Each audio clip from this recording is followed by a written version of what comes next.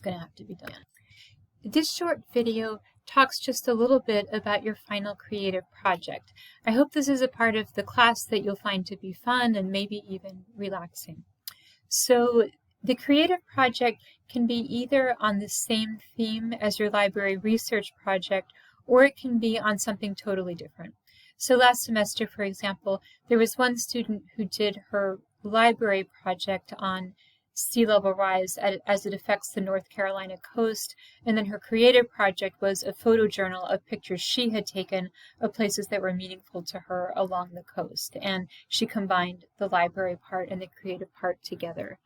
But if you want, your creative project can be on something completely different from your library research project, that's fine too. Now, in terms of how I'm going to grade this, I'm not looking for a polished and professional artwork.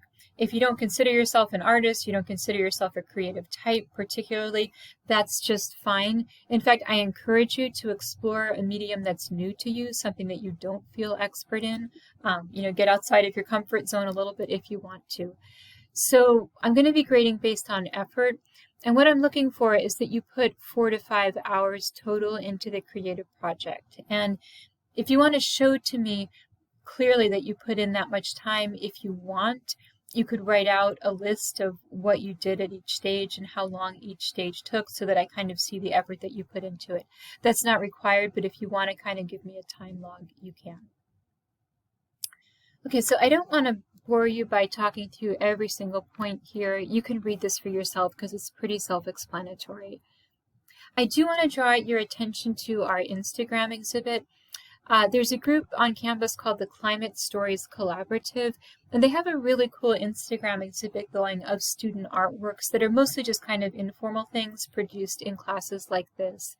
So if you want your creative project to be displayed in the Instagram exhibit, let me know, and we can talk about what your project is and work that out. And I also encourage you to go there and look at the artwork from last semester.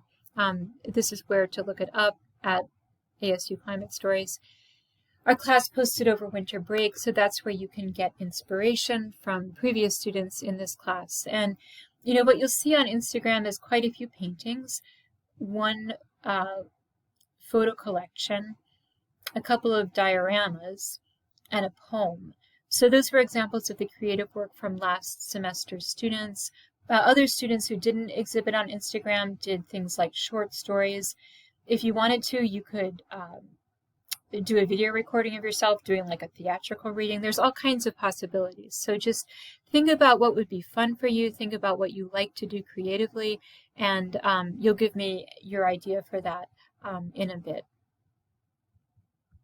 So I'm also giving you a few ideas that you can choose from if you want.